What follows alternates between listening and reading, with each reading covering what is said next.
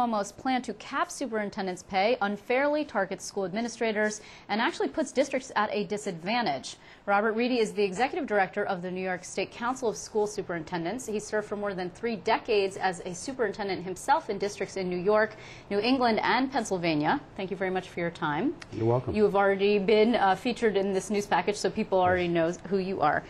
This was something of a surprise. Welcome to Albany. Here's a big cut for you. This, Liz, came right out of the blue. I learned of this just before 9 o'clock this morning. We had no word that it was coming down the pike. We were caught completely off guard by it. Do usually, I mean, I can't think of actually an equivalent situation, but do you expect generally to get a heads up about this sort of thing? Well, we would expect to have some communication, knowing that this was being discussed, that this was a possibility, that this was on the table. We know that the governor has brought up superintendent salaries and kind of taken shots at superintendents over the last few weeks. Right. But we had no indication that there was going to be legislation proposed to cap salaries. Right. Specifically, actually, there was a Times story. I mean, now, we saw during his budget address, he made this sort of quip about how he could have been a school superintendent because specifically there's a woman in Syosset who is the highest paid school superintendent. She makes $386,000 a year. We should say that the governor makes $179,000 and then took a 5% pay cut voluntarily. This is not the average, but it seems a little high. Well, our position is that school boards are elected by the public. They have legislative authority to contract with their superintendents, and they see value in the superintendency. They negotiate that contract with the superintendent. But as you know, the average salary across the state is about $163,000. Right. The average nationally is about $160,000. Right. So we believe that this is a local control issue, that certainly elected school board members understand the job, understand that they need quality people in those jobs, and therefore negotiate those salaries. There are 2 school districts, actually, one of which is local, that's Bethlehem, and I'm supposed to say here that my producer is actually a proud graduate and she's incredibly well educated, so there you are. Great. However, they have voluntarily put a freeze on their salaries for administrative salaries. You know, and they got kudos from the governor for doing this. Again, a local issue. And then West Genesee, that's out in central New York. Right? I can tell you over the last 2 to 3 years there have been many superintendents who have taken freezes and actually given money back to their school districts, some of them for 2 or even 3 years. Look, we recognize there's a financial crunch. We understand that. Superintendents do that every day. You know, as a superintendent, you have to develop a budget that supports young people and supports your mission in schools. On the other hand, you have to be very sensitive to the taxpayer and what the taxpayer can afford. Superintendents do that every day. We've been doing it for years, and we've been doing it with fewer and fewer resources over the past few years. This is not something new for us. I just want to show viewers exactly. The governor put out a little bit of a program, like a graph, if you will. Here we are. Here's what we're looking at it. This is what he is looking for in terms of a salary cap. Now, remember, you have just said that the average is about 163, if I'm not mistaken, statewide. That's correct. That's okay. correct. So that is going to be only going to people where they have a higher number of enrolled kids. This is based on bodies. It's not based on performance, per se, which is a totally different conversation that we will be having later in the show. This has been proposed in New Jersey, so it's not like New York is alone in this situation.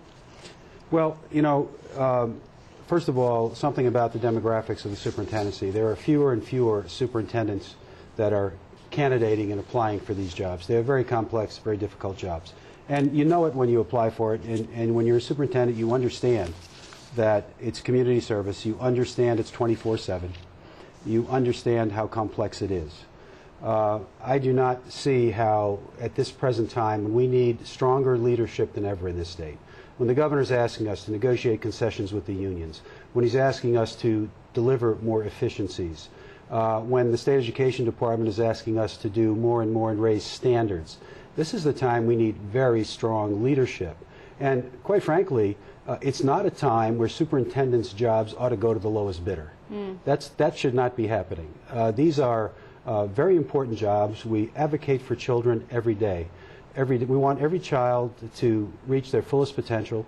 In addition to that, we're responsible for the safety of children. You know, every day. though, when you see the numbers, I think when people see, particularly this one in Syosset, but again, this is a little bit, this is skewing the bell curve all the way at the extreme. But it reminds me a little bit of when you ask a person a question about taxing the rich, and people who make less than $200,000 a year say, great, tax the rich, go for it. And so I think that particularly parents who have kids, and I should say that I don't, so I can't necessarily understand the sentiment, but you know, would say, okay, I mean, that's high. That's some money that I would like to be used to educate my child and not necessarily to pay for administrative costs. Well, administrative costs represent a very small portion of a school budget. My last superintendency, I think it was something like 0.05% of our budget was my salary was equivalent of that. But parents also want the very best leadership. If we look at the research, and maybe people don't want to look at research at this time, but we do. Research is very clear that leadership is directly related to student achievement and high performance in schools. And we need strong leaders. And what do you think about, now the governor says that he wants the cap only to apply to school superintendents prospectively as contracts expire. But interestingly, there's a little line in there that says, but not for any district that has more than 1 million people in it. Well, that's New York City. That exempts all of New York City. Right. So what's the thought of that? Well, the first thought is that, you know, why is the governor singling out a group of people? I mean, this is a problem we all need to come together on, that we all need to share in, and we're willing to talk about it. But if you're going to talk about capping salaries and doing those kinds of things, which he's talked about across the state, then let's look at the whole picture. Let's look at the whole pie and not just single out an individual group of people. And I'm not sure what the correlation is between the size of a school district and the salary of a superintendent. First of all, there are economic differences across the state that you and I both know about. Sure.